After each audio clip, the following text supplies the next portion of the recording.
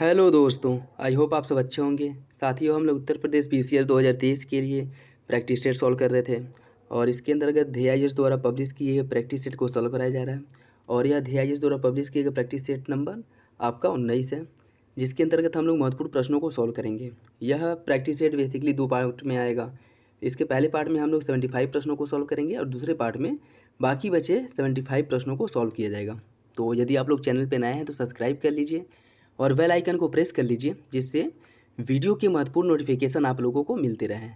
साथियों, इसमें जो क्वेश्चंस दिए गए हैं उनको सॉल्व कराने के साथ साथ उनके इर्द गिर्द जो क्वेश्चंस बन सकते हैं या फिर से अन्य जो क्वेश्चन जो बनने की संभावना है उन सबको भी मतलब सारे जो डाउट हैं वो क्रिस्टल क्लियर किया जाएगा। जो भी फैक्ट हैं, तो ज़रूरी नहीं है कि जो क्वेश्चंस प्रैक्टिस सेट में दिए गए हैं वही क्वेश्चंस जो है एग्जाम में एग्जिस्टेंस देखने को मिले।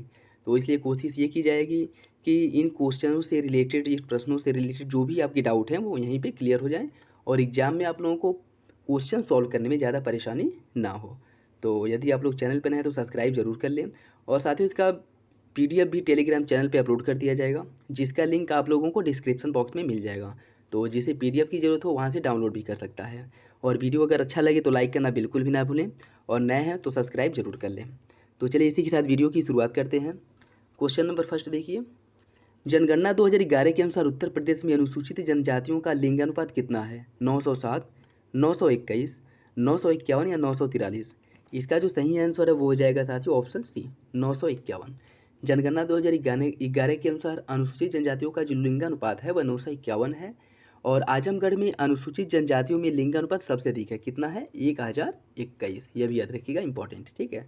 इनका जो लिंगानुपात है वो आजमगढ़ में सबसे अधिक है, 1021। और ओवरऑल उत्तर प्रदेश में जो लिंगानुपात है वह 951 है। ऑप्शन सी जो है वो सही है। जनगणना 2011 के अनुसार उत्तर प्रदेश का कौन सा जिला सर्वाधिक नगरीकृत है? गौतम बुद्ध नगर, गाजियाबाद, मेरठ या फिर लखनऊ? इसका सही आंसर हो जाएगा ऑप्शन बी, गाजियाबाद।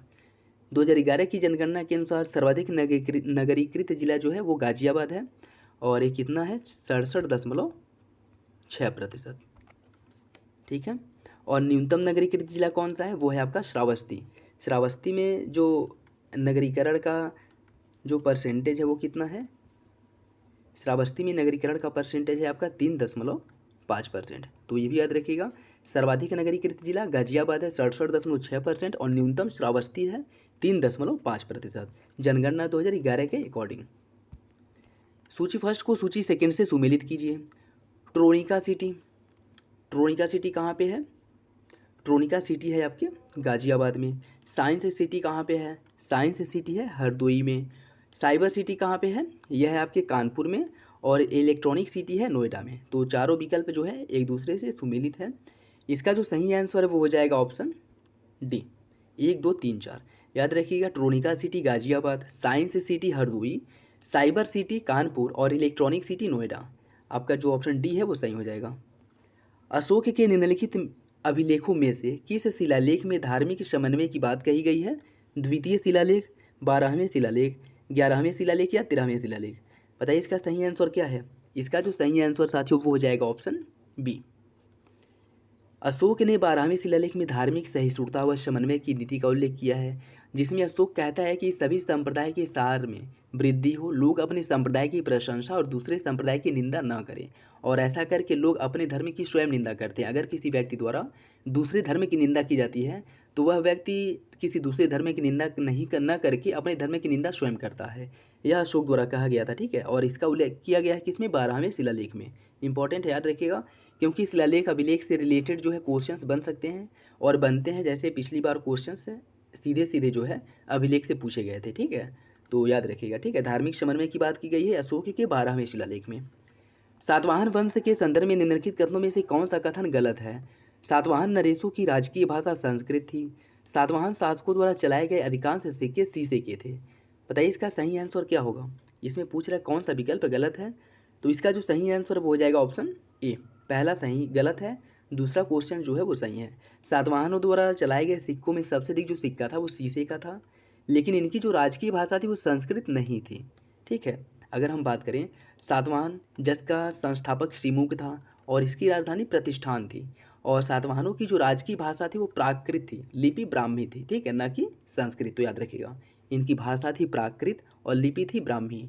और इनके द्वारा जो सिक्के चलाए गए थे वो अधिकांशतः शीशे के थे, जिन्होंने पोटीन, तांबे और कांसे के भी मुद्राएं जारी किए थे, लेकिन सबसे अधिक मात्रा में जो सिक्के मिलते हैं सातवाहन साम्राज्य से रिलेटेड वो हमें शीशे के सिक्के मिलते हैं। तो ऑप्शन बी जो है अर्थात दूसरा ऑप्शन जो है वो सही है, पहला गलत है। यहाँ पे इनकी जो राजकीय भाषा थी वो प्राकृत थी और लिपि जो थी वो ब्राह्मी थी। तो ऑप्शन ए जो है वो सही हो जाएगा। नेक्स्ट क्वेश्चन देखिए, इसमें भी सूची फर्स्ट को सूची सेकंड से आपको सुमेलित करना है। यह कुछ ग्रंथ दिए गए हैं और लेखक दिए गए हैं, तो किस ग्रंथ की रचना किस लेखक द्वारा की गई है इससे आपको सुमेलित करना है। गाथा सप्तशती की रचना किसने की थी? गाथा सप्तशती की रचना की गई थी हाल द्वारा। और कातंत्र की रचना किसके द्वारा की गई थी? सर्ववर्मन द्वारा। बृहत कथा की रचना किसने की थी? बृहत कथा की रचना की थी गुड़ाढ़य ने। और चारुदत्ता की रचना की थी भास ने। तो इसका जो सही आंसर है वो हो जाएगा आपका ऑप्शन डी, 2 1 3 4। ये भी इंपॉर्टेंट है, देख लीजिएगा, ठीक है। और साथियों अगर वीडियो अच्छा लगे तो लाइक करना बिल्कुल भी ना भूलें। आपके लाइक से हमें मोटिवेशन मिलता है कि हम और अच्छे कंटेंट के साथ आप लोगों के लिए वीडियो बनाएं। तो आप लोग इतना तो कर ही सकते हैं कि अगर वीडियो आप लोगों के लिए फ़ायदेमंद है, आप लोगों के लिए प्रोडक्टिव है, थोड़ा सा भी इससे आप लोगों को अगर लाभ हो रहा है तो लाइक करना बिल्कुल भी ना भूलें, ठीक है। नेक्स्ट क्वेश्चन देखिए, इसमें भी सूची फर्स्ट को सूची सेकेंड से सुमेलित करना है। इसमें कुछ जल संधियाँ दी गई हैं और स्थिति दी गई है, तो कौन सी जल संधि कहाँ पे स्थित है उससे आपको सुमेलित करना है। अगर हम बात करें डोबर जल संधि की, डोबर जल संधि कहाँ पे है? डोबर जल संधि है आपकी इंग्लैंड और फ्रांस के मध्य, तो इसका हो जाएगा ए का 4। जिब्राल्टर जल संधि कहाँ पे है? जिब्राल्टर जल संधि है स्पेन और मोरक्को के मध्य, ठीक है, स्पेन और मोरक्को के मध्य है, जो बेसिकली अफ्रीका और यूरोप महाद्वीप को एक दूसरे से अलग करता है और भूमध्य सागर को भूमध्य सागर को अटलांटिक महासागर से जोड़ता है, ठीक है। और बाब अल मालदीव जल संधि कहाँ पे है? बाब अल मालदीव जल संधि की अगर हम बात करें तो यह यमन को जिबूती से जोड़ता है और हरमुज जल संधि जो है वह ओमान को ईरान से जोड़ता है। तो इसका जो सही आंसर है वो हो जाएगा ऑप्शन बी, 4 1 3 2। देखिए डोबर जल संधि की बात करें तो इंग्लिश चैनल और उत्तरी सागर को एक दूसरे से जोड़ता है और इंग्लैंड और फ्रांस को एक दूसरे से अलग करता है। जिब्राल्टर जल संधि की बात करें तो यह भूमध्य सागर और अटलांटिक सागर के मध्य है, ठीक है, इन दोनों को एक दूसरे से जोड़ता है और स्पेन तथा मोरक्को को एक दूसरे से अलग करता है। बाब अल मालदीव जल संधि की बात करें तो यह लाल सागर और अदन की खाड़ी इन दोनों को जोड़ता है और यमन तथा जिबूती को एक दूसरे से अलग करता है। और हारमुज जल संधि की बात करें तो यह फारस की खाड़ी और ओमान की खाड़ी इन दोनों को एक दूसरे से जोड़ता है और ओमान तथा ईरान इन दोनों को एक दूसरे से अलग करता है। तो जो सही आंसर वो हो जाएगा ऑप्शन बी, याद रखिएगा, इंपॉर्टेंट है। और इसमें जिब्राल्टर जल संधि इंपॉर्टेंट है, इसमें देख लीजिएगा कि यह ऐसी जल संधि है जो एक द्वीप को दूसरे द्वीप से अलग करती है, ठीक है। जैसे यह अफ्रीका महाद्वीप को यूरोप से अलग करती है, ठीक है। और स्पेन मोरक्को के क्या करता है? स्पेन मोरक्को को एक दूसरे से अलग करता है और भूमध्य सागर तथा अटलांटिक महासागर को एक दूसरे से जोड़ता है। तो इसका सही आंसर ऑप्शन बी हो जाएगा, 4 1 3 2। नेक्स्ट देखिए, अरावली व धारवाड़ चट्टानों के निर्माण काल क्या है? आर्कियन, कार्बोनिफेरस, प्री कैम्ब्रियन या फिर जुरैसिक? बताइए इसका सही आंसर क्या होगा।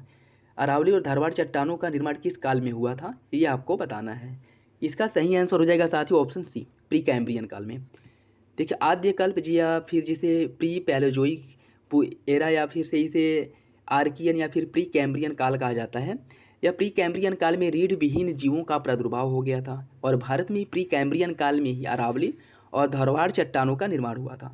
तो प्री कैम्ब्रियन काल में अरावली और धारवाड़ चट्टानों का निर्माण हुआ था। ऑप्शन सी जो है वो सही है। निम्नलिखित में से कौन सा एक युग में सही सुमेलित नहीं है? सर्वोच्च पर्वत श्रेणी दी गई है और यह इसकी सर्वोच्च बिंदु दी गई है। एटलस की सर्वोच्च चोटी माउंट टाउबकॉल है, माउंट टाउबकॉल। रॉकी की सर्वोच्च चोटी है माउंट एल्बर्ट। आल्पस की सर्वोच्च चोटी माउंट ब्लैक है और अपलेशियन की सर्वोच्च चोटी है माउंट मैकिनले।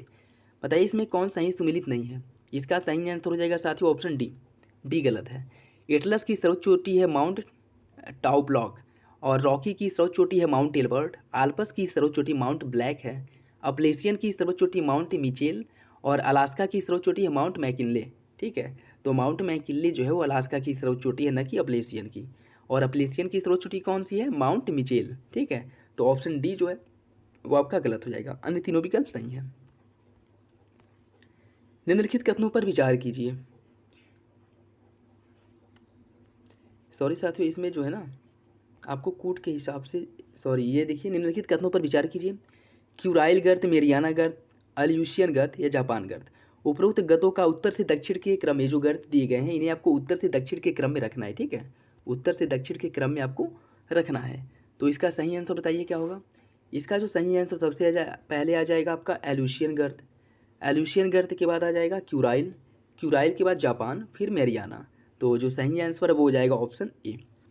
देखिए, गर्त महासागरों के सबसे गहरे भाग होते हैं जिनकी उत्पत्ति विवर्तनिक एवं प्रायः वलित पर्वतों या फिर से द्वीपीय श्रृंखलाओं की सामान्यतः विनाशात्मक प्लेटों के किनारे होती है।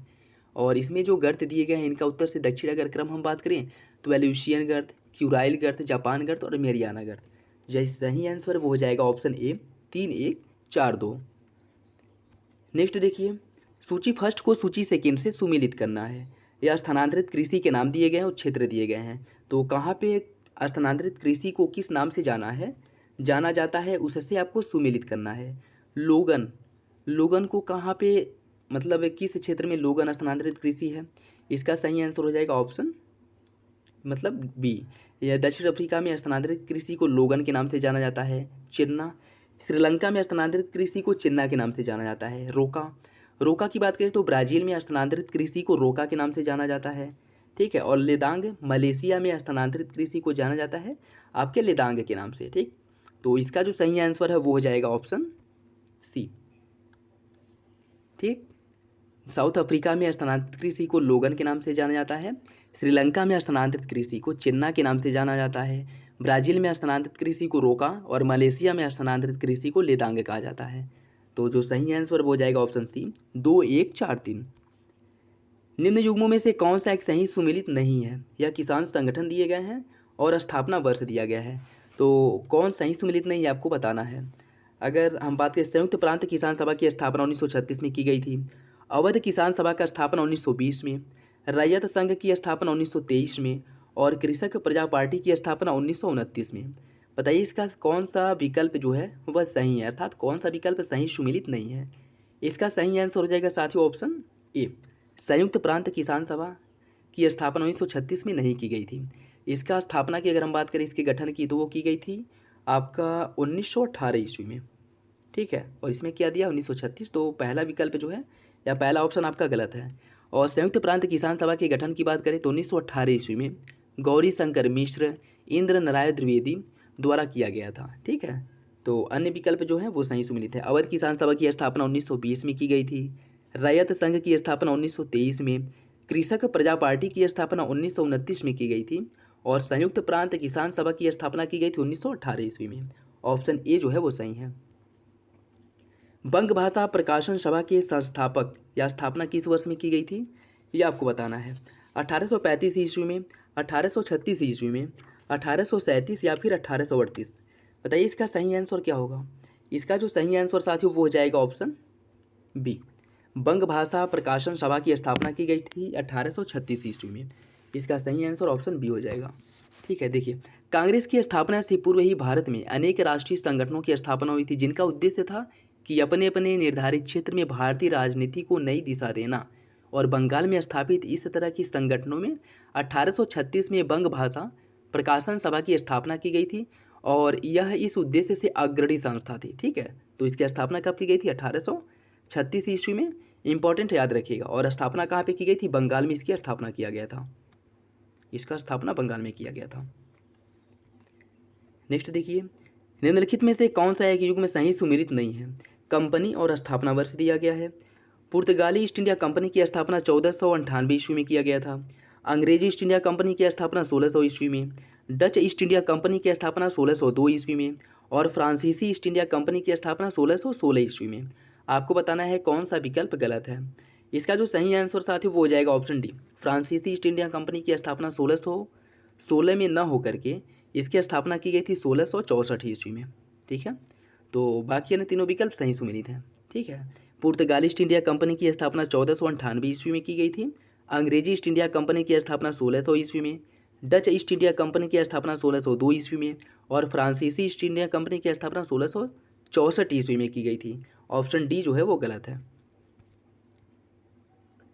नेक्स्ट देखिए, लॉर्ड कॉर्नवालिस द्वारा निम्नलिखित में से किस एक संधि के संबंध में टिप्पणी किया गया था कि हमने अपने मित्रों को अधिक शक्तिशाली बनाए बिना ही अपने शत्रु को लाभदायक रूप से लंगड़ा कर दिया। यह किस संधि के संदर्भ में कॉर्नवालिस ने अपना वक्तव्य दिया था, यह आपको बताना है।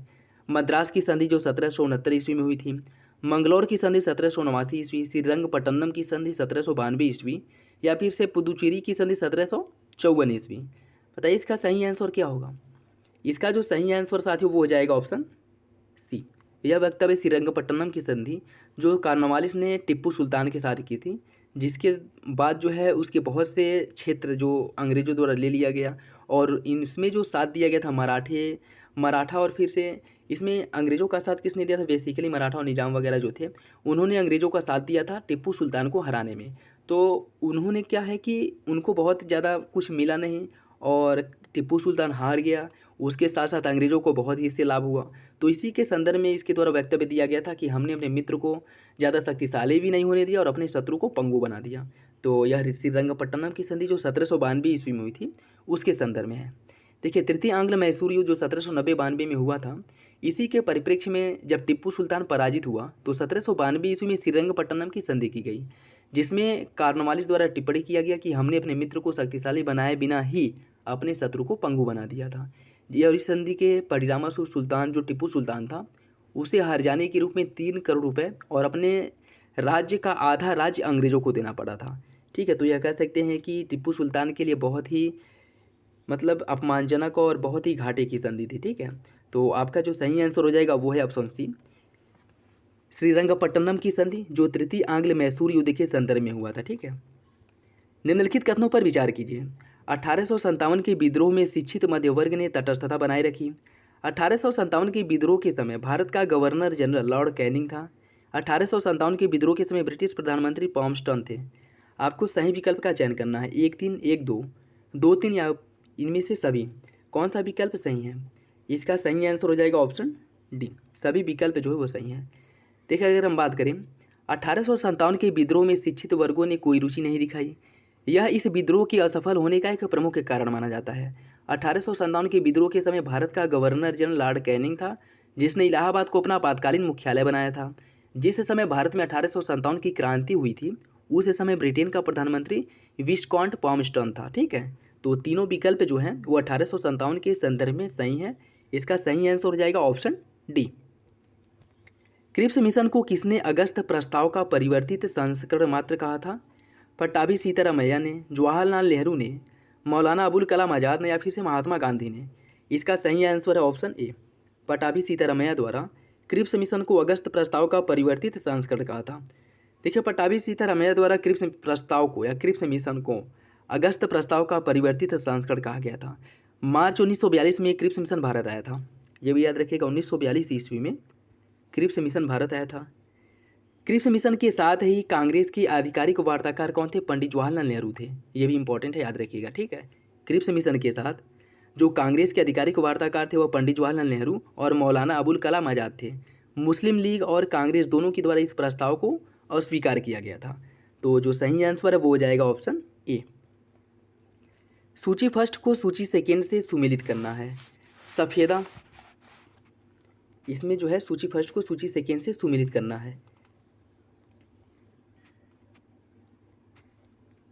ठीक है, अगर हम बात करें सफ़ेदा, सफ़ेदा क्या है? सफ़ेदा बेसिक लेड कार्बोनेट है।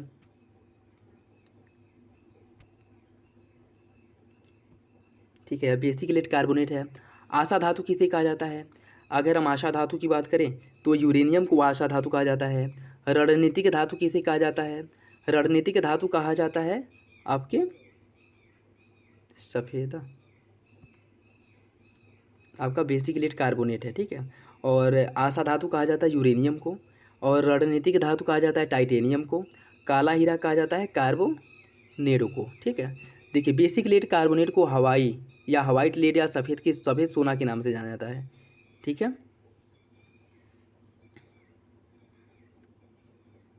और यूरेनियम को आशा धातु कहा जाता है जिसे मेटल ऑफ होप के नाम से भी जाना जाता है।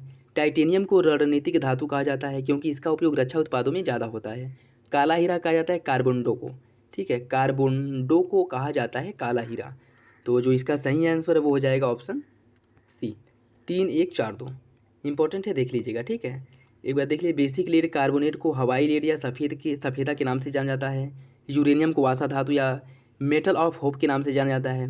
टाइटेनियम को रणनीतिक धातु के नाम से जाना जाता है, या फिर से इसको स्ट्रेटेजिक मेटल के नाम से जाना जाता है, क्योंकि इसका रक्षा उत्पाद में ज़्यादा उपयोग किया जाता है।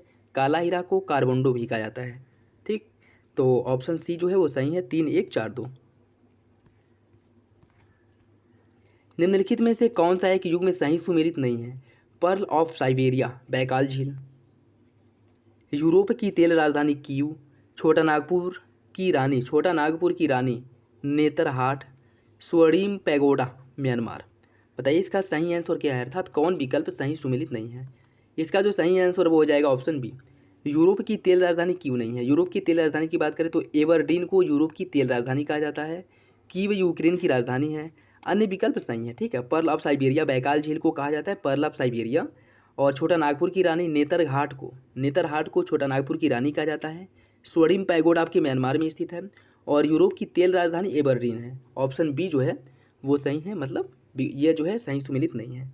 एशिया महाद्वीप का निम्नलिखित में से कौन सा देश कर्क रेखा पर स्थित नहीं है? म्यांमार, ओमान, चीन या फिर यमन। बताइए इसका सही आंसर क्या होगा? इसका जो सही आंसर वो हो जाएगा ऑप्शन डी, यमन। अगर हम बात करें कर्क रेखा पर स्थित एशिया महाद्वीप के देशों में भारत, चीन, बांग्लादेश, म्यांमार, ताइवान, सऊदी अरब, यूएई और ओमान, ये सभी जो है कर्क रेखा पर स्थित हैं। ये सभी देश कर्क रेखा पर स्थित है, जबकि यमन जो है यह कर्क रेखा पर स्थित नहीं है। ब्रिटिश काल में सरकार द्वारा इनाम कमीशन की स्थापना का उद्देश्य क्या था?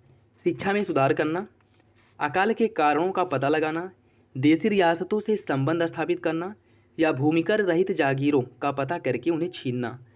इसका सही आंसर क्या होगा? इसका जो सही आंसर साथियों वो हो जाएगा ऑप्शन डी, भूमिकर रहित जागीरों का पता लगा करके उन्हें छीनना। देखिए, इनाम कमीशन का उद्देश्य मुख्यतः भूमि रहित जागीरों का पता लगा कर उन्हें छीनना था। इनाम कमीशन इसकी स्थापना कब की गई थी? 1852 ईस्वी में इसकी स्थापना की गई थी, और इस समय भारत का गवर्नर कौन था? लॉर्ड डलहौजी जो है, डलहौजी इस समय भारत का गवर्नर था। ठीक है, तो जो सही आंसर वो हो जाएगा ऑप्शन डी। नेक्स्ट देखिए, हिंद महासागर में होने वाले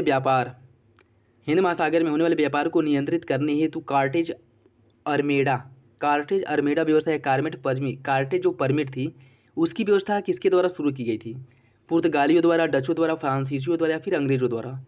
इसका सही आंसर हो जाएगा ऑप्शन ए, पुर्तगाली जो हिंद महासागर में मतलब अपना बेड़ा बना कर रखते थे, और उस हिंद महासागर से जो लोग भी व्यापार करते थे उन्हें कॉर्टेज या परमिट लेना होता था। अगर वो कॉर्टेज या परमिट नहीं लेते थे तो पुर्तगालियों द्वारा उनके जहाज़ों को डुबो दिया जाता था। ठीक है, या फिर से सुरक्षा प्रदान नहीं की जाती थी।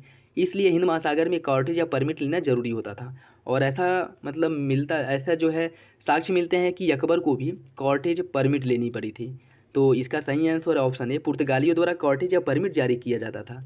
ऑप्शन ए जो है वो आपका सही है। निम्नलिखित में से कौन सा एक हार्मोन दुग्ध जनित हार्मोन्स है? एसटीएच, एलटीएच, एडीएच या फिर जीटीएच? बताइए इसका सही आंसर क्या होगा?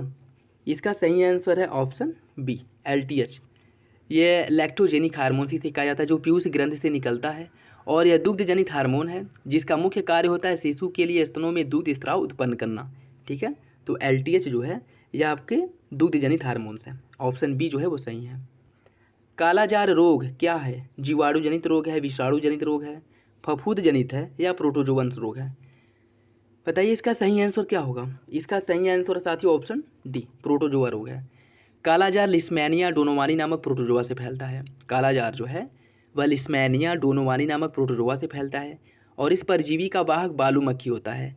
इसमें रोगी को तेज़ी से बुखार आता है, तेज़ बुखार जो है होता है, और इसमें याद रखिएगा बेसिकली इसका जो प्रोटोजोआ है जो जिसकी वजह से जो है यह रोग होता है, तो वो आपका है लिस्मैनिया डोनोवानी, और इसका वाहक बालू मक्खी है। ऑप्शन डी जो है वो सही है।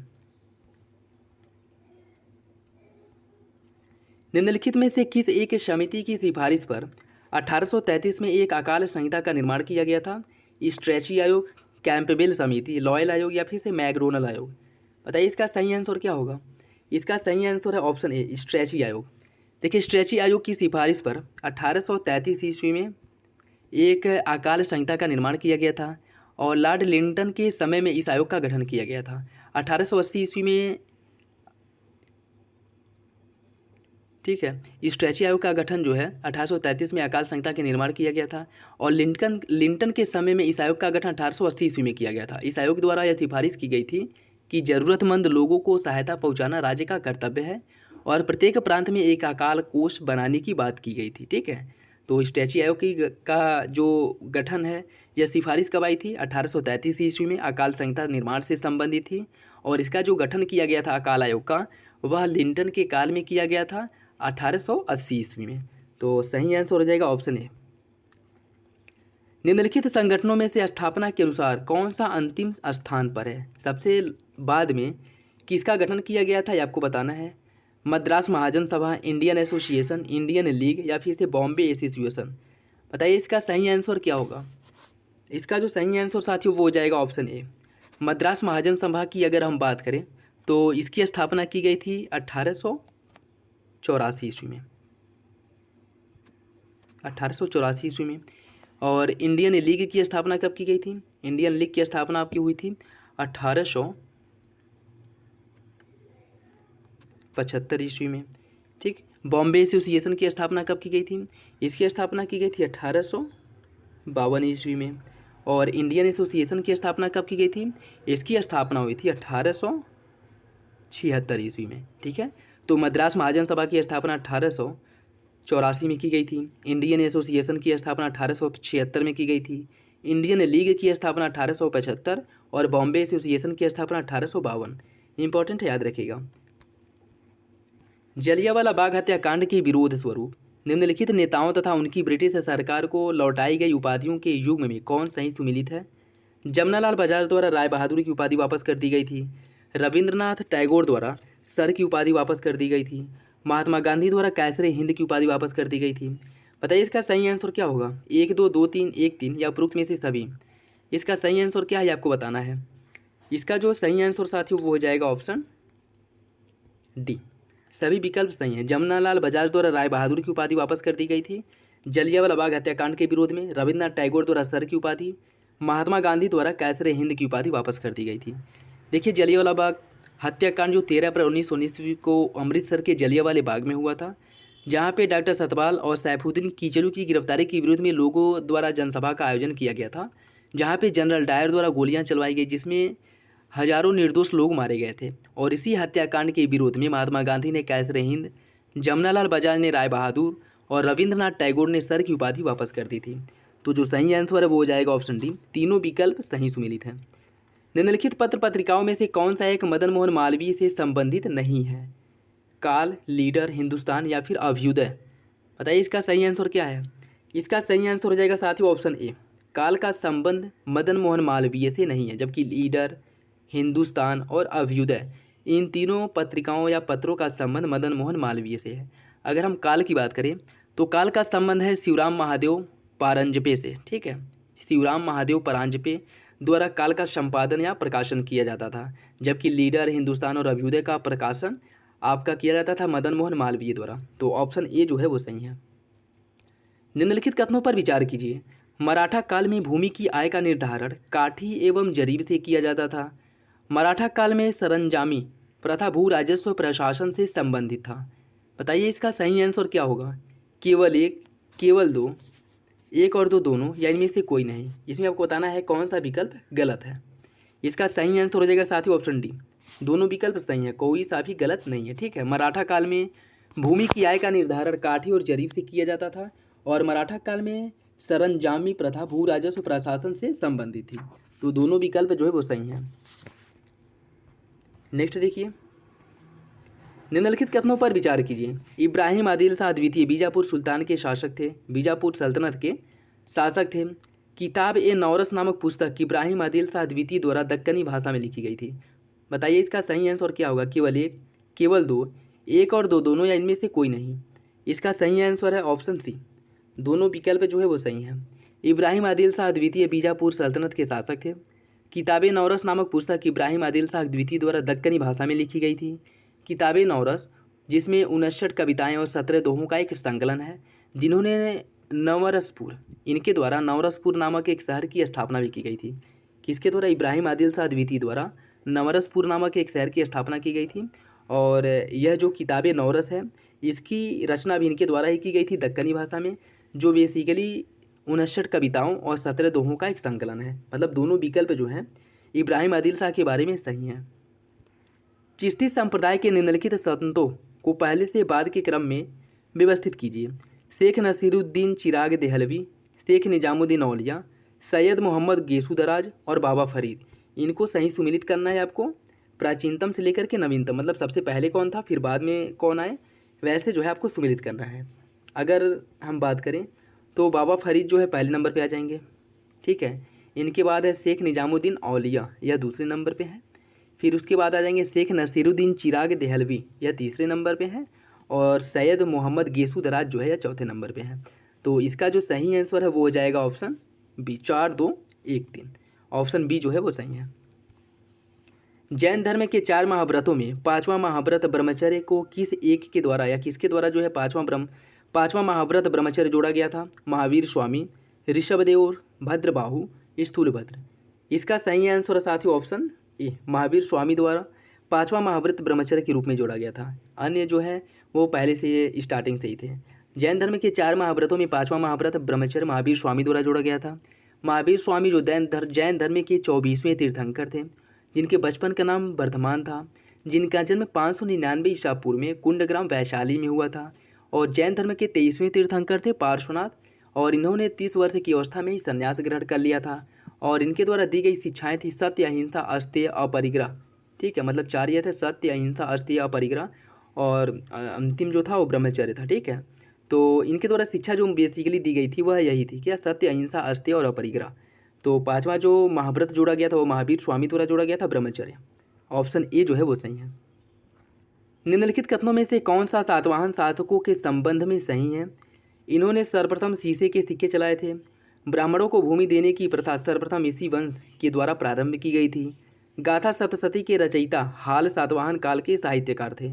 आपको बताना है कौन सा विकल्प सही है, 1 2 1 3 2 3 या उपरोक्त में से सभी। इसका सही आंसर हो जाएगा साथियों ऑप्शन डी, सभी विकल्प सही हैं। सातवाहन शासकों के समय सभी कथन जो है सही है।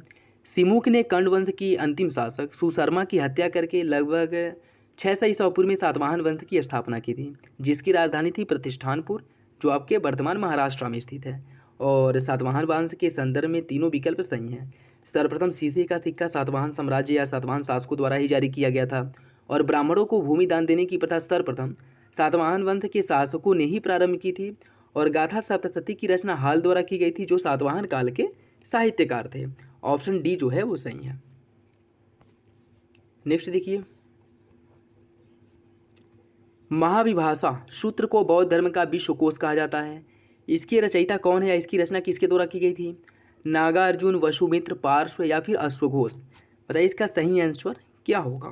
इसका सही आंसर साथियों ऑप्शन बी, वसुमित्र। महाविभाषा सूत्र को बौद्ध धर्म का विश्वकोश कहा जाता है, जिसके रचनाकार वसुमित्र थे। और यह कनिष्क के दरबार में रहते थे। कनिष्क के जो नवरत्न थे उनमें से एक थे वसुमित्र, और इन्हीं के द्वारा जो है महाविभाषा सूत्र की रचना की गई थी, जिसे बौद्ध धर्म का विश्वकोश कहा जाता है। ऑप्शन बी जो है वो सही है। ऋग्वैदिक कालीन किस देवता को देवता और मनुष्यों के बीच मध्यस्थ कहा गया है? जिसमें कहा गया है कि यह देवता जो है मनुष्य और देवताओं के बीच मध्यस्थ की भूमिका निभाते हैं। किसके बारे में कहा गया है? इंद्र, वरुण, अग्नि या फिर सोम। इसका जो सही आंसर वो हो जाएगा ऑप्शन बी। अग्नि को जो है देवताओं और मानव या मनुष्यों के मध्य मध्यस्थता की कड़ी कहा जाता है, फिर से मध्यस्थ माना जाता है। और जो यज्ञों कर्मकांडों जो होते थे, तो स्तुति जो प्रारंभ होती थी उसमें सर्वप्रथम अग्नि की स्तुति से ही प्रारंभ किया जाता था, ठीक है। देखिए, ऋग्वैदिक कालीन देवता अग्नि को देवताओं और मनुष्यों के बीच मध्यस्थ माना गया है। इंद्र को युद्ध नेता और वर्षा के देवता कहा गया है। वरुण को ऋतु नियामक समुद्र का देवता कहा गया है। और सोम को वनस्पति का देवता कहा गया है।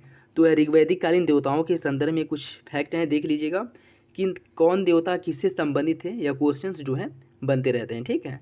तो इंद्र को युद्ध का देवता या वर्षा का देवता कहा गया है।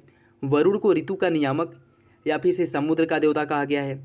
सोम को वनस्पति का देवता और अग्नि को देवताओं और मनुष्यों के मध्य मध्यस्थ का कहा गया है, ठीक है। मध्यस्थ की भूमिका निभाने वाला कहा गया। तो ऑप्शन सी जो है वो सही है। निम्नलिखित कथनों में से कौन सा कथन गलत है? गीत गोविंद के लेखक जयदेव लक्ष्मण सेन की राजसभा में निवास करते थे। पाल वंश के शासक बौद्ध धर्म के अनुयायी थे। पाल वंश की स्थापना धर्मपाल द्वारा की गई थी। कल्लड़ की राजतरंगड़ी से कश्मीर के हिंदू राज्य का इतिहास ज्ञात होता है। इसके जो हिंदू राजवंश है उसके बारे में जानकारी मिलती है। इसमें आपको बताना है कौन सा विकल्प गलत है।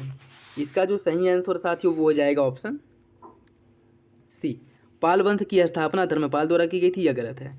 पाल वंश का संस्थापक गोपाल था, न कि धर्मपाल। ठीक है, पाल वंश का संस्थापक गोपाल था और इसने नालंदा में एक विहार का निर्माण करवाया। प्रश्न बाकी अन्य जो विकल्प दिए गए हैं वो सभी सही हैं। ठीक है,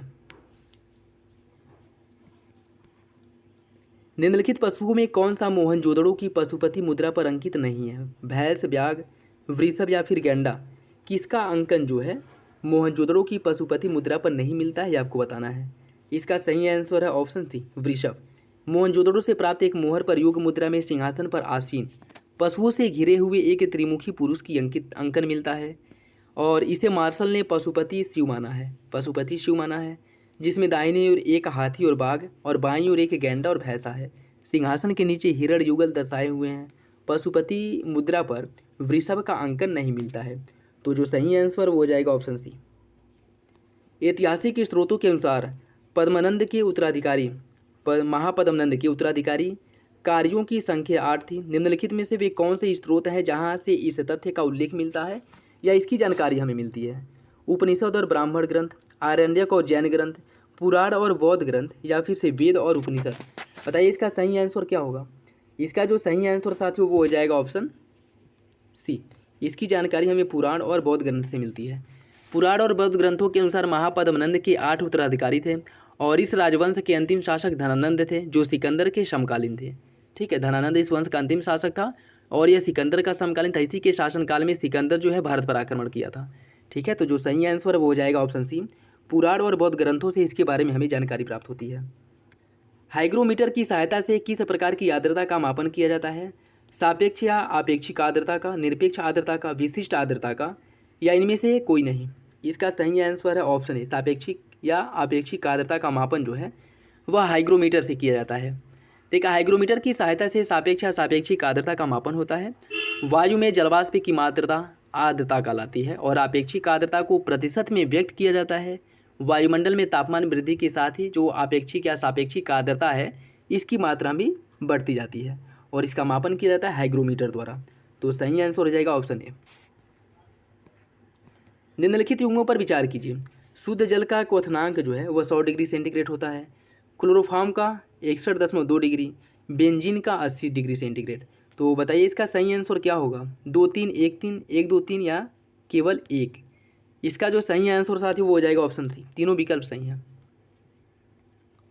नेक्स्ट देखिए, उच्च ताप वाली वस्तुएं जिनका ताप प्राय 500 डिग्री सेंटीग्रेड से अधिक होती है तथा जिनसे विकिरण ऊर्जा उत्सर्जित होती है, इनका तापमान किसकी सहायता से ज्ञात किया जाता है? प्लैटिनम प्रतिरोध तापमापी, हीलियम प्रतिरोध तापमापी, पूर्ण विकिरण उत्तापमापी, ताप युग्म उत्तापमापी? बताइए इसका सही आंसर क्या है। इसका जो सही आंसर वो हो जाएगा ऑप्शन सी, पूर्ण विकिरण उत्तापमापी। देखिए, उच्च ताप वाली वस्तुएं जिनका तापमान प्रायः 500 डिग्री सेंटीग्रेड से अधिक होता है और जिनमें विकिरण ऊर्जा उत्सर्जित होती है, इनके तापमान पूर्ण विकिरण उत्तापमापी की सहायता से ज्ञात किया जाता है। यह तापमापी स्टीफन बोल्ट्जमान के सिद्धांत पर कार्य करता है और प्लैटिनम प्रतिरोध तापमापी द्वारा 200 से लेकर के 1000 डिग्री सेंटीग्रेड के तापमान को मापा जाता है। हीलियम प्रतिरोध तापमापी द्वारा 270 से लेकर के 1500 डिग्री सेंटीग्रेड के मध्य के तापमान को मापा जाता है और ताप युग्म तापमापी द्वारा 270 से लेकर के 1800 डिग्री सेंटीग्रेड तक के तापमान को मापा जा सकता है। तो जो सही आंसर है 500 डिग्री तक आपका पूर्ण विकिरण तापमापी ऑप्शन सी जो है वो सही हो जाएगा। नीचे 2 कथन दिए गए, कथन और कारण, आपको सही आंसर का चयन करना है। अपश्रव्य तरंगों को मनुष्य के कान नहीं सुन सकते हैं, इनकी आवृत्ति 20 हर्ट्ज से कम होती है। आपको बताना है इसका सही आंसर क्या होगा। इसका जो सही आंसर वो हो जाएगा ऑप्शन ए, दोनों विकल्प सही हैं। ठीक है, देखिए अगर हम बात करें मात्र मनुष्यों द्वारा जो है मात्र श्रव्य तरंगों को ही सुना जा सकता है जिनकी आवृत्ति 20 हर्ट्ज से लेकर के 20 हर्ट्ज के मध्य होती है। इन्हीं को मनुष्यों के कान सुग्राह होते हैं इनको सुनने के लिए। ठीक है, जबकि अगर 20 हर्ट्ज से कम है, ठीक है, तो इनकी आवृत्ति को या फिर से इन्हें जो है इन अपश्रव्य तरंगों को मनुष्य के कान द्वारा नहीं सुना जा सकता है। ठीक, तो दोनों विकल्प जो है वो सही हैं और आर्य की सही व्याख्या करता है। बाजार में ईएनओ के नाम से बिकने वाला एंटोसिट क्या है?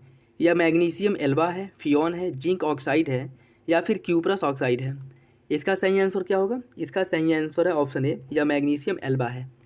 बाजार में इनो के नाम से बिकने वाला एंटोसिट जो मैग्नीशियम है यह एल्बा होता है, जिसका रासायनिक सूत्र होता है MgOH का होल ट्वाइस MgCO3 × 3H2O।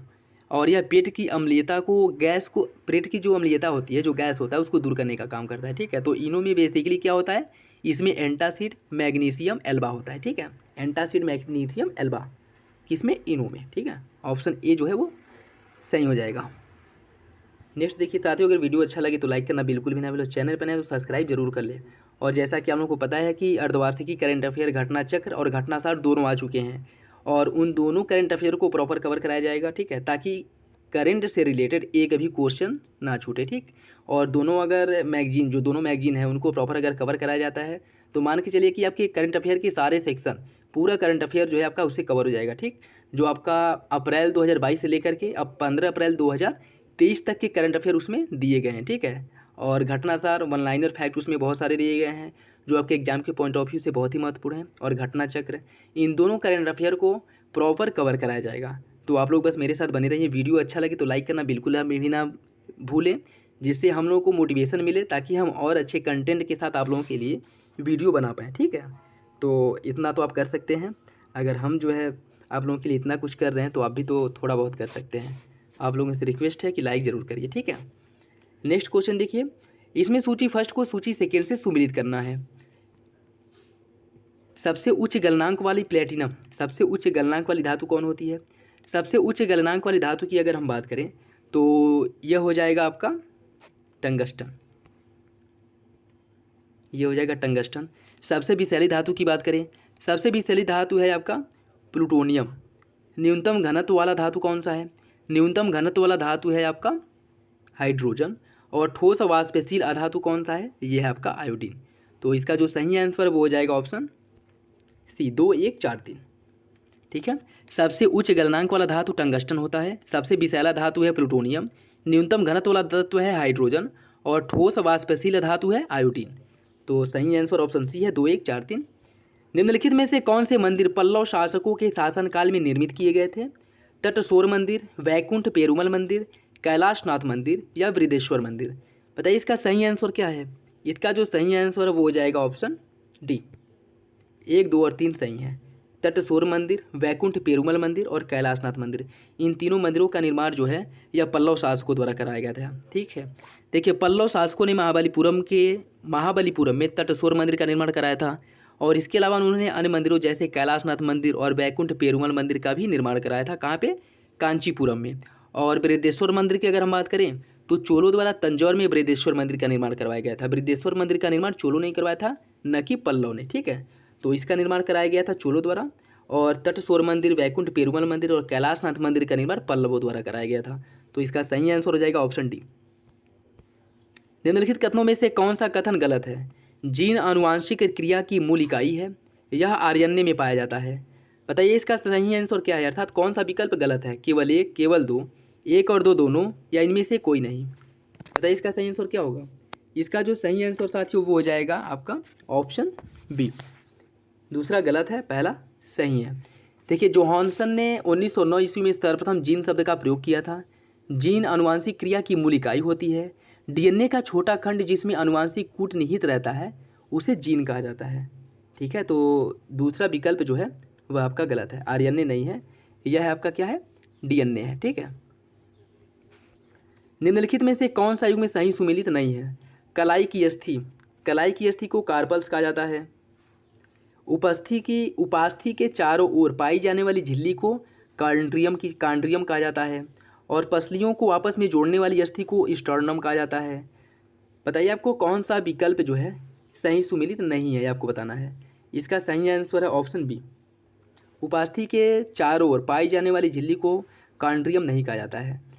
देखिए प्रत्येक, अगर हम कलाई की अस्थियों की बात करें तो इन्हें कार्पल्स, हथेली की अस्थियों को मेटाकार्पल्स, और प्रत्येक उपास्थि के चारों ओर पाई जाने वाली जो झिल्ली होती है उन्हें पेरिकार्डियम झिल्ली कहा जाता है, न कि कांड्रियम। ठीक है, और पसलियों को आपस में जोड़ने वाली अस्थि को स्टर्नम कहा जाता है। तो जो सही आंसर हो जाएगा ऑप्शन बी। हिपैरिन रक्त को शरीर के अंदर जमने से रोकता है। इसका स्त्रावण कौन करता है? अग्नाशय, आमाशय, यकृत या फिर गुर्दा? बताइए इसका सही आंसर क्या होगा? इसका सही आंसर है ऑप्शन सी। हिपैरिन जो है रक्त को शरीर के अंदर जमने से रोकता है, ठीक है, और इसका जो स्त्रावण है वो होता है आपके यकृत से। ऑप्शन सी जो है वो सही है। निम्नलिखित में से कौन एक जठर रस में नहीं पाया जाता है? रेनिन, पेप्सिन, हाइड्रोक्लोरिक अम्ल या फिर ट्रिप्सिन? बताइए कौन जो है जठर रस में नहीं पाया जाता है, आपको बताना है। इसका सही आंसर हो जाएगा ऑप्शन डी, ट्रिप्सिन। देखिए अमाशय से जठर रस का स्त्रावण होता है और यह एक पाचक रस है। इस रस में हाइड्रोक्लोरिक अम्ल HCl, रेनिन एवं पेप्सिन एंजाइम होता है, जबकि अग्नाशय से निकलने वाले अग्नाशयी रस में ट्रिप्सिन, एमाइलेज और लाइपेज नामक एंजाइम पाए जाते हैं, ठीक है, इसमें ट्रिप्सिन नहीं पाया जाता है। तो ऑप्शन डी जो है वो सही है। निम्नलिखित युग्मों में से कौन सही सुमिलित है? माइटोकॉन्ड्रिया की खोज अल्टमैन द्वारा की गई थी। प्रोटीन की खोज या प्रोटीन की फैक्ट्री कहा जाता है किसे? राइबोसोम को। केंद्रक की खोज की गई थी रॉबर्ट ब्राउन द्वारा। इनमें बताना कौन सा विकल्प सही सुमिलित है। इसका सही आंसर हो जाएगा ऑप्शन डी, सभी विकल्प, तीनों विकल्प सही सुमिलित है। माइटोकॉन्ड्रिया की खोज की गई थी 1886 में अल्टमैन द्वारा और इसे कोशिका का ऊर्जागृह कहा जाता है। राइबोसोम आरएनए और प्रोटीन के बने होते हैं जिसका प्रमुख कार्य होता है प्रोटीन का संश्लेषण और इसीलिए इसे प्रोटीन की फैक्ट्री कहा जाता है। केंद्रक की खोज रॉबर्ट ब्राउन ने की थी 1831 ईस्वी में, ठीक है, और माइटोकॉन्ड्रिया की खोज 1986 ईस्वी में की गई थी, ठीक, अल्टमैन द्वारा। तीनों विकल्प जो है बेसिकली सही हैं। ऑप्शन डी जो है वो सही है। नीचे दो कथन और कारण दिए गए, आपको सही आंसर का चयन करना है। सीटी डीजल के दहन में वायुमंडल में तीव्र प्रदूषण पैदा होता है। इसमें सल्फर की मात्रा बहुत कम होती है। बताइए इसका सही आंसर क्या होगा? इसका जो सही आंसर वो हो जाएगा ऑप्शन डी, पहला गलत है, दूसरा सही। देखिए सीटी डीजल को अल्ट्रा लो सल्फर डीजल कहा जाता है, जबकि इसमें क्या कह रहा है? इसमें कह रहा है कि सीटी डीजल के दहन से वायुमंडल में तीव्र प्रदूषण होता है, यह गलत है, ठीक है। सीटी डीजल की अगर हम बात करें साथियों तो इसे अल्ट्रा लो सल्फर डीजल कहा जाता है, जो कि डीजल का एक अत्यधिक स्वच्छ रूप है। इसके दहन से वायुमंडल में कम प्रदूषण होता है, न कि ज़्यादा, क्योंकि इसमें सल्फर की मात्रा बहुत कम होती है। तो पहला जो विकल्प है वो गलत है, दूसरा सही है। एक सामान्य नेत्र के लिए दूर बिंदु क्या होती है? 25 सेंटीमीटर, 100 सेंटीमीटर, शून्य या फिर अनंत? इसका सही आंसर हो जाएगा ऑप्शन डी, अनंत होती है। देखिए वह दूरतम बिंदु जिसे आँख बिना समंजन क्षमता लगाए स्पष्ट देख सकती है उसे नेत्र का दूर बिंदु कहा जाता है, और सामान्य आँख के लिए जो दूर बिंदु है वह अनंत होता है। तो ऑप्शन डी जो है वो सही है। इसमें आपको सूची फर्स्ट को सूची सेकेंड से सुमिलित करना है। यह कुछ रासायनिक पदार्थ दिए गए हैं और यह इनका व्यापारिक नाम दिया गया है। चिली सॉल्ट पीटर,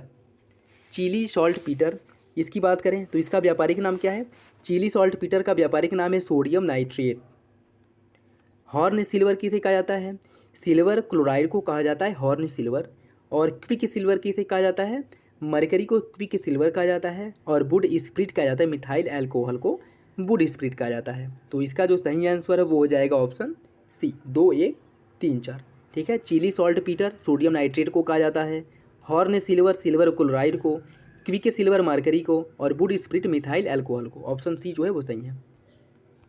निम्नलिखित में से किस एक का प्रयोग फोटोग्राफी प्लेट बनाने में नहीं होता है? Silver iodide, silver bromide, silver chloride या फिर सिल्वर नाइट्रेट? इसका सही आंसर क्या होगा? इसका जो सही आंसर है वो हो जाएगा ऑप्शन डी, फोटोग्राफी प्लेट बनाने में सिल्वर नाइट्रेट का प्रयोग नहीं किया, जबकि सिल्वर ब्रोमाइड, सिल्वर आयोडाइड और सिल्वर क्लोराइड का प्रयोग किया जाता है। देखिए सिल्वर नाइट्रेट का प्रयोग दर्पण बनाने में होता है। सिल्वर ब्रोमाइड, सिल्वर क्लोराइड और सिल्वर आयोडाइड प्रकाश संवेदी होने के कारण इनका उपयोग फोटोग्राफी प्लेट बनाने में किया जाता है, और कृत्रिम वर्षा के लिए भी सिल्वर आयोडाइड का प्रयोग ही किया जाता है, ठीक है। तो याद रखिएगा, इंपॉर्टेंट है। यूरिया में नाइट्रोजन की मात्रा कितनी होती है? 46%, 35%, 40% या फिर 30%? इसका सही आंसर हो जाएगा ऑप्शन ए। यूरिया में मुख्यतः नाइट्रोजन की जो मात्रा है वह 46% होती है। देखिए जिन उर्वरकों में नाइट्रोजन की मात्रा अत्यधिक होती है उन्हें नाइट्रोजन की उर्वरक कहा जाता है, जैसे urea, ammonium sulphate, calcium nitrate इत्यादि। यूरिया में नाइट्रोजन की मात्रा लगभग 46% होती है। तो ऑप्शन ए जो है वो सही है।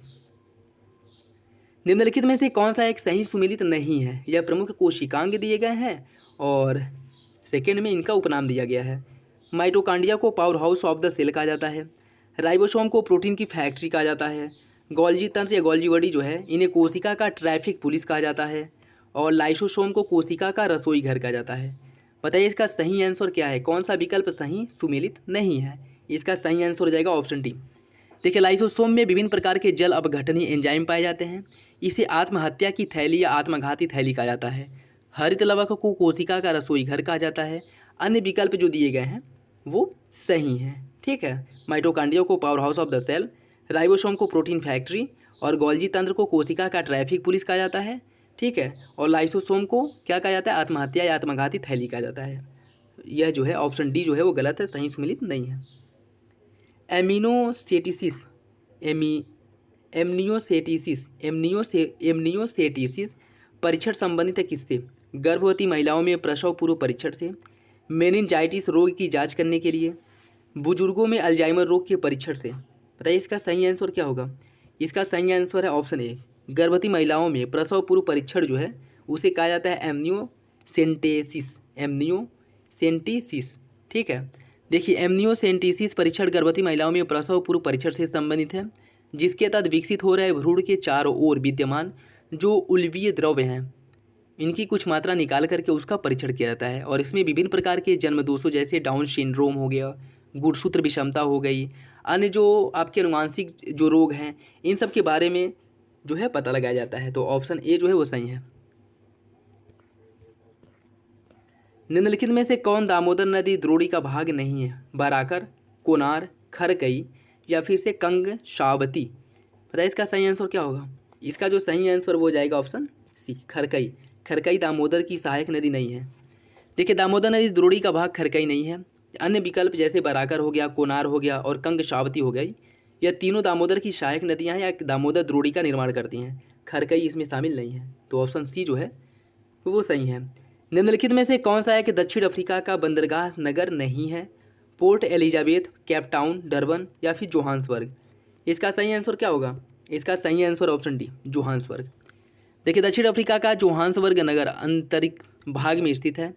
अन्य सभी जो है वो दक्षिण अफ्रीका के बंदरगाह नगर हैं। पोर्ट एलिजाबेथ, डरबन और केप टाउन यह बंदरगाह नगर हैं, जबकि जोहान्सबर्ग यह साउथ अफ्रीका का आंतरिक हिस्सा है, आंतरिक भाग है, आंतरिक शहर। ठीक है, निम्नलिखित में से कौन सा युग में सही सुमिलित नहीं है? स्थानीय पवन और देश। योमा को जापान में स्थानीय जो हवा है या स्थानीय पवन जो है उसे योमा के नाम से जाना जाता है। कनाडा में इसे नार्वेस्टर के नाम से जाना जाता है। इटली में सिराको और अरब क्षेत्र में शामल। इसमें बताना है आपका कि कौन सा विकल्प सही सुमिलित नहीं है। इसका सही आंसर हो जाएगा ऑप्शन बी, कनाडा में इसे नार्वेस्टर नहीं कहा जाता है। देखिए नार्वेस्टर अगर की बात करें तो न्यूजीलैंड में इसे नार्वेस्टर के नाम से जाना जाता है। कनाडा और संयुक्त राज्य अमेरिका में साइबेरिया क्षेत्र में प्रवाहित होने वाली जो हवा है उसे ब्लिजार्ड के नाम से जाना जाता है। अन्य विकल्प सही है।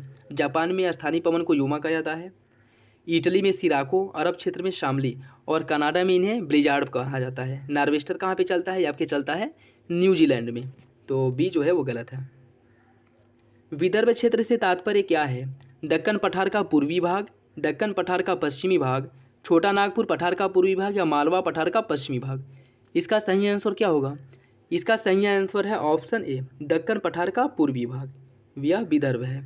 दक्कन पठार का मध्य प्रदेश व महाराष्ट्र राज्य में स्थित है दक्कन पठार, और यह पठार बेसाल्ट चट्टानों से निर्मित है। इसके पूर्वी भाग को विदर्भ कहा जाता है और इस पठार में काली मिट्टी पाई जाती है। तो जो सही आंसर है वो हो जाएगा आपका ऑप्शन ए। निम्नलिखित प्रायद्वीपीय नदियों का उत्तर से दक्षिण की ओर सही क्रम क्या होगा। इसमें आपकी कुछ नदियाँ दी गई हैं, इन्हें उत्तर से दक्षिण के क्रम में आपको व्यवस्थित करना है। ठीक है, तो बताइए इसका सही आंसर क्या होगा। इसकी अगर बात करें तो महानदी पहले आ जाएगी। ठीक है, आपकी आ जाएगी गोदावरी, गोदावरी के बाद कृष्णा, कृष्णा के बाद पेन्नार, इसके बाद आ जाएगी कावेरी, फिर वैगई। ठीक है, तो सही सुमेलन जो है वो है आपका ऑप्शन डी। अगर हम बात करें प्रायद्वीपीय नदियों का उत्तर से दक्षिण क्रम तो महानदी के बाद गोदावरी, कृष्णा, पेन्नार, कावेरी, वैगई, तो ये सभी जो है सुमेलित है। गोदावरी के बाद जो है कृष्णा नदी है, कृष्णा नदी के बाद पेन्नार है, पेन्नार के बाद कावेरी और कावेरी के बाद है वैगई। तो सही आंसर हो जाएगा आपका ऑप्शन डी। निम्नलिखित झीलों में से कौन सी एक हैदराबाद तथा सिकंदराबाद के मध्य स्थित है? हुसैन सागर झील, तुंगभद्रा झील, निजाम सागर झील और उकाई झील। इसका सही आंसर क्या होगा। इसका सही आंसर है ऑप्शन ए, हुसैन सागर झील जो है वह हैदराबाद और सिकंदराबाद के मध्य स्थित है। तो ऑप्शन ए जो है वो सही है। नेक्स्ट देखिए, ये कथन और कारण दिया गया है, आपको कूट के हिसाब से सही आंसर का चयन करना है। तमिलनाडु में दक्षिण पश्चिम मानसून द्वारा काफ़ी कम वर्षा होती है।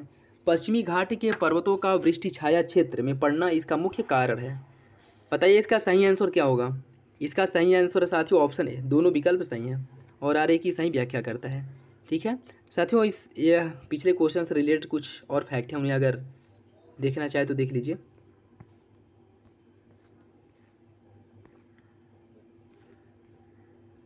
ठीक है, यह देख लीजिए, जैसे हुसैन सागर झील जो है हैदराबाद सिकंदराबाद के मध्य स्थित है। अगर हम तुंगभद्रा झील की बात करें तो यह तुंगभद्रा नदी में स्थित है, मानव निर्मित झील है। उकाई झील की बात करें तो गुजरात के तापी नदी पर स्थित मानव निर्मित झील है। ठीक है, तो ये भी याद रखिएगा, क्वेश्चंस कहीं से भी बने आप लोग बेसिकली अच्छे से सॉल्व करके आइए। ठीक है, और इसका जो सही आंसर वो जाएगा ऑप्शन है, दोनों विकल्प सही है और आगे की सही व्याख्या करता है। निम्नलिखित युगों पर विचार कीजिए। स्थानांतरित कृषि और राज्य, तो किन राज्य में स्थानांतरित कृषि को किस नाम से जाना जाता है आपको बताना है। ओडिशा में इसे पोडू नाम से, केरल में पोनम और मध्य प्रदेश में मशान।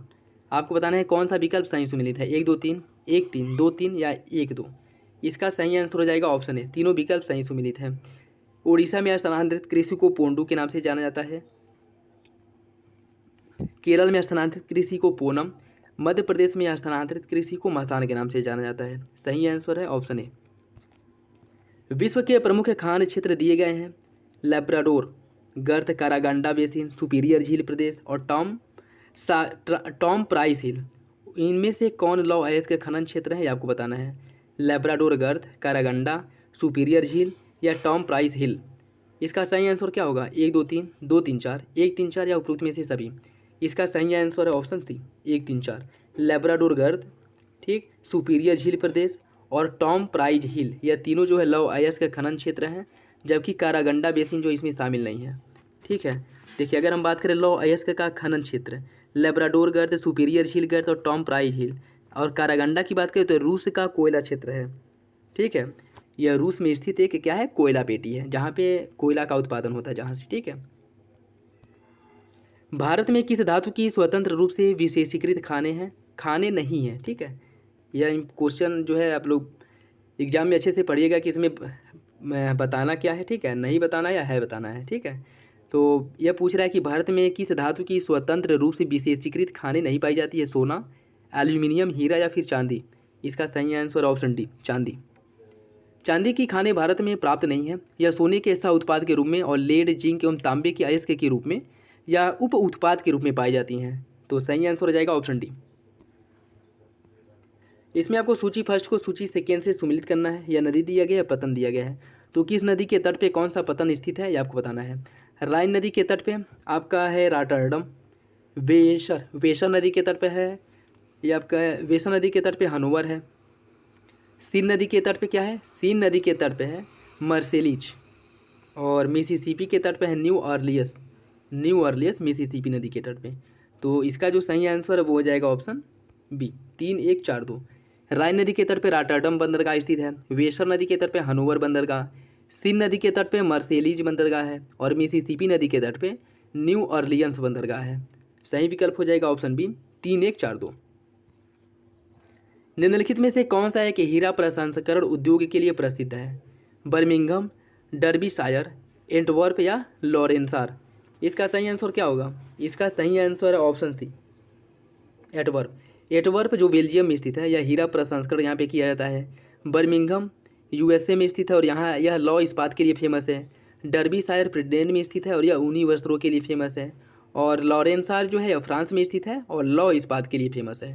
ठीक, और एटवर्प यह हीरा प्रसंस्करण के लिए फेमस है और आपके बेल्जियम में स्थित है। तो जो सही आंसर वो हो जाएगा ऑप्शन सी। अनुकूलतम जनसंख्या सिद्धांत का जनक किसे माना जाता है, माल्थस, एडविन केनन, रेवेंस्टीन या फिर से थॉम्पसन। इसका सही आंसर क्या होगा, इसका सही आंसर है ऑप्शन बी, एडविन केनन। देखिए ब्रिटिश अर्थशास्त्री एडविन केनन को अनुकूलतम जनसंख्या सिद्धांत का जनक माना जाता है और इसके अनुसार किसी देश की अनुकूलतम जनसंख्या से अभिप्राय जनसंख्या के उस आकार से है जो उपलब्ध संसाधन, पूंजी व वर्तमान प्रवृत्ति की स्थिति में अधिकतम प्रति व्यक्ति आय प्रदान करती है। और इस सिद्धांत का प्रतिपादन किया था एडविन केनन ने, जिनका संबंध कहाँ से था, ब्रिटेन के या अर्थशास्त्री थे। तो ऑप्शन बी जो है वो सही है। निम्नलिखित में से कौन एक चंबल नदी पर स्थित नहीं है, राणा प्रताप सागर, जवाहर सागर, गांधी सागर या गोविंद सागर। इसका सही आंसर हो जाएगा ऑप्शन डी, गोविंद सागर। राणा प्रताप सागर व जवाहर सागर राजस्थान और गांधी सागर मध्य प्रदेश में स्थित है, चंबल नदी पर स्थित यह झीलें हैं। गोविंद सागर की बात करें तो हिमाचल प्रदेश में भाखड़ा नांगल बांध के पीछे निर्मित विशाल झील है। ठीक है, तो राणा प्रताप सागर, जवाहर सागर और गांधी सागर, इन झीलों का निर्माण चंबल नदी पर किया गया और गोविंद सागर झील का जो निर्माण है वह किया गया है आपके भाखड़ा नांगल बांध के पीछे हिमाचल प्रदेश में। और इसमें भी याद रखिएगा आपका जो राणा सागर है और राणा प्रताप सागर और जवाहर सागर, यह दोनों कहाँ पे है, यह आपके राजस्थान में, और जो गांधी सागर है यह है आपके मध्य प्रदेश में। ठीक है, तो यह दोनों कहाँ पे है, यह है आपके राजस्थान में। ठीक, और यह कहाँ पे है, यह है आपके एमपी में, और यह कहाँ पे है, यह है आपके एचपी में। ठीक, निम्नलिखित में से कौन एक भारतीय मृदा निक्षालन क्रिया का परिणाम है? लैटेराइट मृदा, काली मृदा, जलोढ़ मृदा या फिर से लाल मृदा। इसका सही आंसर क्या होगा? इसका सही आंसर है ऑप्शन ए, निक्षालन की प्रक्रिया द्वारा लैटेराइट मृदा का निर्माण होता है। देखिए, लैटेराइट मृदा का निर्माण बेसिकली 200 सेंटीमीटर या उससे अधिक वर्षा जहाँ पे होती है वहाँ पे इस मृदा का निर्माण होता है, जिस मृदा से चूना और सिलिका के निक्षालन द्वारा, मतलब ये मृदा से चूना और सिलिका मृदा के ऊपरी परत से बह करके कहीं और चली जाती हैं और जो लोहे और मिलियम के छोटे छोटे टुकड़े होते हैं वह सतह पर आ जाते हैं और इनकी प्रचुरता होती है। ठीक, और इनकी प्रचुरता के कारण जो लैटेराइट मृदा का निर्माण होता है और यह जो है मतलब कृषि के दृष्टि से कम उपजाऊ होती है। ठीक है, और इसमें जो है नाइट्रोजन, फास्फोरस, पोटास और कार्बनिक पदार्थ जो है इनकी कमी पाई जाती है। ठीक है, तो जो सही आंसर वो जाएगा ऑप्शन ए, निक्षालन की प्रक्रिया द्वारा जो है लैटेराइट मृदा का निर्माण होता है। और ये उन क्षेत्रों में लैटेराइट मृदा का निर्माण होगा जहाँ वर्षा 200 सेंटीमीटर या उससे अधिक पाई जाती है या अधिक होती है। निम्नलिखित युगों में से कौन सा एक सही सुमेलित है? दक्कन ट्रैप का निर्माण हुआ था प्रीकैम्ब्रियन काल में, पश्चिमी घाट का सेनोजोइक काल में, अरावली का निर्माण क्रिटेशियस युग में और नर्मदा का निर्माण कार्बोनिफेरस काल में। आपको बताना है कौन एक सही सुमेलित है। इसका जो सही आंसर है वो हो जाएगा ऑप्शन बी, पश्चिमी घाट का निर्माण जो है यह हुआ था आपका सेनोजोइक काल में। अगर दक्कन ट्रैप की बात करें, दक्कन ट्रैप का जो निर्माण हुआ था यह हुआ था आपका क्रिटेशियस काल में। ठीक है, तो दक्कन ट्रैप का निर्माण क्रिटेशियस काल में हुआ था, पश्चिमी घाट का निर्माण सेनोजोइक काल में हुआ था, अरावली का निर्माण कब हुआ था? प्रीकैम्ब्रियन काल में, और नर्मदा मैदान का निर्माण कब हुआ था? इसका मैदान का अत्यंत नूतन काल में। ठीक है, इसका जो निर्माण है वह हुआ था आपका अत्यंत नूतन काल में। ठीक है, अत्यंत नूतन काल में नर्मदा के मैदान का निर्माण हुआ था। नेक्स्ट देखिए, भारतीय संविधान के निम्नलिखित में से किस एक अनुच्छेद में राज्य को यह निर्देश दिया गया है कि वह राज्य की लोक सेवाओं में न्यायपालिका को कार्यपालिका से पृथक करने हेतु कदम उठाए? अनुच्छेद 51, अनुच्छेद 249, अनुच्छेद 50 या अनुच्छेद 253। इसका सही आंसर क्या है? इसका सही आंसर साथियों ऑप्शन सी, आपके नीति निदेशक तत्व में अनुच्छेद 50 में यह कहा गया है कि कार्यपालिका और न्यायपालिका के पृथक्करण की बात की गई है। ठीक है, अनुच्छेद 50 राज्य को यह निर्देश देता है कि वह राज्य की लोक सेवाओं में न्यायपालिका को कार्यपालिका से पृथक करते हुए कदम उठाए, और इस अनुच्छेद में प्रयुक्त राज्य का अर्थ व्यापक है।